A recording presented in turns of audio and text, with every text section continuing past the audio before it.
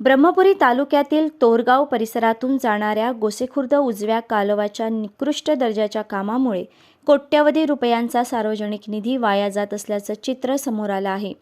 अवघ्या वर्षभरातच कालव्याला अनेक ठिकाणी भेगा पडल्या असून काही ठिकाणी बांधकाम खचले आहे। त्यामुळे भर हंगामात शेतकऱ्यांच्या शेतापर्यंत सिंचनाचं पाणी पोहोचण्यास विलंब होत असून शेतकऱ्यांमध्ये तीव्र संतापाची लाट उसळली आहे। या पार्श्वभूमीवर विधिमंडळ काँग्रेस पक्षनेते तथा आमदार विजय वडेट्टीवार यांनी घटनास्थळी भेट देऊन कालव्याची पाहणी केली। पाहणी दरम्यान निकृष्ट दर्जाचं बांधकाम उघडकीस आल्यानंतर त्यांनी संबंधित कंत्राटदार आणि सिंचन विभागातील अभियंत्यांना चांगलेच धारेवर धरले। 2 वर्षापासून गोसेखुर्द उजव्या कालव्यावरील क्रिटिकल पॅचेसच्या बांधकामासाठी MKS BIPL सरला या कंपनीला 235 कोटींचं कंत्राट देण्यात आलं होतं। मात्र काम पूर्ण करण्याची मुदत संपूनही आतापर्यंत अवघे 15% कामच पूर्ण झाले आहे।